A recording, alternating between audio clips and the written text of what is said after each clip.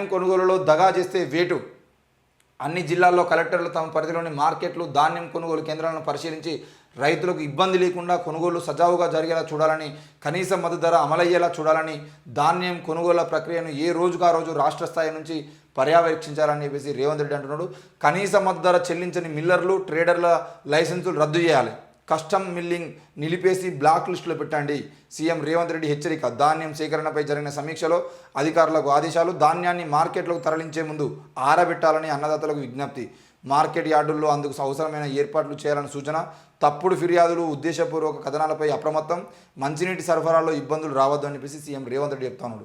రైతులు అమ్ముకునే ధాన్యాన్ని తక్కువ ధరకు కొనుగోలు చేస్తే ఎంతటి వారినైనా ఉపేక్షించేది లేదని, బాధ్యులపై చర్యలు తీసుకోవాలని ముఖ్యమంత్రి రేవంత్ రెడ్డి అధికారులకు ఆదేశించారు.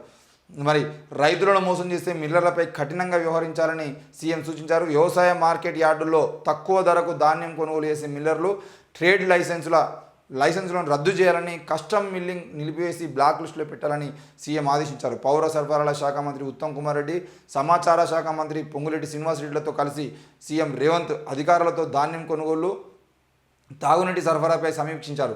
కొన్ని చోట్ల తేమ ఎక్కువగా ఉందని చెప్పి వ్యాపారులు, మిల్లర్లు ధరలో కోత పెడుతున్నారని తమ దృష్టికి వచ్చిందని, అందుకే ధాన్యాన్ని మార్కెట్లోకి తెచ్చే ముందు ఆరబెట్టాలని ముఖ్యమంత్రి రైతులకు విజ్ఞప్తి చేశారు. నేరుగా కళ్ళాల నుంచి వడ్లను మార్కెట్కు తెస్తే తేమ శాతం ఎక్కువగా ఉంటుందని, 1-2 రోజులు ధాన్యాన్ని ఆరబెట్టి మంచి రేటు పొందాలని సీఎం సూచించారు. రేవంత్ రెడ్డి తెలియని ముచ్చటన తెలిసి మాట్లాడతారా, తెలియక మాట్లాడతారు లేదు, కానీ ఏ ఒక్క రైతు కూడా పంటను కూసుడుతోటే మార్కెట్ పట్టుకురాడు. వీళ్ళు వ్యవసాయ శాఖ మంత్రులు ఎట్లయితారో లేదని ముఖ్యమంత్రులు ఎట్లయిందో ఇవన్నీ తెలియదు. కానీ ఈరోజు మార్కెట్కు ఎంత మంచిగా మాట్లాడుతాడు. 1-2 రోజులు ధాన్యాన్ని ఆరబెట్టి, 1-2 రోజులు, ఒక్కొక్క వారం 10 రోజులు ఆరబెడతాడు. చలో నీకు చేతనైతే ఒక్కసారి ఊళ్ళలో పోయి ఏ ఒక్క రైతునన్నా కుసబెట్టి అడుగు. లేదంటే మీ ప్రభుత్వం ఉంది కదా, మీ అధికారులందరినీ పంపించండి. ప్రతి రైతు ధాన్యం వరి అయిపోయిన తర్వాత, కోసిన తర్వాత ఆ వడ్లను తీసుకొచ్చి ఒక్కరోజు కాదు, 2 రోజులు కాదు, నువ్వు 2-3 రోజులు అంటున్నావు, వారం 10 రోజులు 15 రోజులు కూడా ఆరబెట్టినటువంటి రైతులు ఎంతోమంది ఉంటారు. ఆ రైతులు వడ్లు కుప్పలేస్తున్నప్పుడే కదా తడిసి ధాన్యం మొత్తం కుప్పలు తడిసిపోతున్నటువంటి పరిస్థితులు మనం ఎన్నోసార్లు చూసినాం. ఎన్నోసార్లు పేపర్లలో కూడా వచ్చేది అదే కదా. వాళ్ళు వడ్లు నూకి వాళ్ళు కుప్పేసిన తర్వాత ఆ కుప్ప గాలికోలి కదంటే భారీ వర్షాలు పడుతున్నాం, ఆ కుప్ప కొట్టుకుపోయిన పరిస్థితి మనం ఎన్నిసార్లు చూడలేదు. ఇక్కడ మీరు అంటున్నట్టు డైరెక్ట్ రైతులు, మిల్లర్లు చెప్తూ, బ్రోకర్లు చెప్పేటువంటి మాటల్ని సీఎం గారు పట్టించుకోవద్దు. వాళ్ళు ఏమని చెప్తారు, రైతులు నేరుగా పట్టుకొస్తారండి, నేరుగా పట్టుకురావడం వల్ల తేమ శాతం ఎక్కువ ఉంటుంది, తేమ శాతం ఉండడం వల్ల మేము తీసుకున్నా కూడా దానివల్ల ఎక్కువ తరుగు పోతుందని చెప్పేసి వీళ్ళు చెప్తారు. తరుగు లేదు, ఏం లేదు. అసలు నిజానికి కల్లాల దగ్గరికి, ఎక్కడైతే కల్లాలు ఉంటాయో ఆ కల్లాల దగ్గరికి, రైతుల దగ్గరికి ఈ బ్రోకర్లు వస్తారు. బ్రోకర్లు వచ్చి అందులో వడ్లలో తేమ శాతం ఎంత ఉందో చూసుకొని వేసి బాగానే ఉన్నాయని చెప్పేసి చెప్పిన తర్వాత కూడా ఆ వడ్లను బస్తాలు వేసిన తర్వాత కూడా ప్రతి బస్తాకు 2 కిలోలు, 3 కిలోల 3 కిలోల నుండి 5 కిలోల వరకు, ఒక్కొక్క బస్తాకి 5 కిలోల వరకు తరుగు తీసేసి ఈరోజు మోసం చేస్తూ ఉన్నారు. మీరు ఏ గ్రామం కన్నా వెళ్ళండి తీసుకుపోదాం, బరాబర్ ప్రతి విషయంలో వడ్ల రైతులకి కాదు, మొత్తం అందరు రైతులకు అన్యాయం జరుగుతూ ఉంది.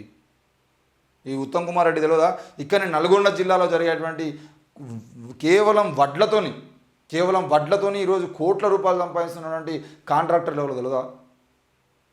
మొత్తం రైస్ మిల్లులకు సంబంధించిన విషయంలో ఆ రైస్ మిల్లర్ల అసోసియేషన్ ప్రెసిడెంట్ ఎవరు, ఆయన సంపాదించేది ఎంత, ఆ రైస్ మిల్లులు మొత్తం ఎవరి చేతుల్లో ఉన్నాయి, ఎట్లా నడిపిస్తున్నారు, ఒక్కొక్క పంటకి ఎన్ని కోట్ల రూపాయలు ఆదాయం సంపాదిస్తున్న విషయం తెలియదా. ఎన్నిసార్లు పేపర్కి రాలేదు. 100 కోట్లు లాభం, 1000 కోట్లు లాభం, ఈసారి అసలు రైతుల్ని ముంచి 1000 కోట్లు సంపాదించారు అని చెప్పేసి ఎన్నిసార్లు పేపర్లు రాలేదు. ఒక్కసారి 2 సార్లు అయితే పట్టించుకోకపోయినా పర్లేదు. కానీ ఇటు నాగర్ కర్నూలు జిల్లాకు పోతే నాగర్ కర్నూలు జిల్లాలో సాఫ్ట్వేర్ ఉద్యోగాలు వదిలేసుకొని, లాస్ట్ టైం మంత్రి నిరంజన్ రెడ్డి గారి అండతోని సాఫ్ట్వేర్ ఉద్యోగాలు వదిలేసుకొని హైదరాబాద్ నుండి పోయి రైస్ మిల్లులు పెట్టుకొని ఈరోజు ఇప్పటికీ కూడా బియ్యం దందా చేస్తున్న వాళ్ళు ఎంతోమంది కదా.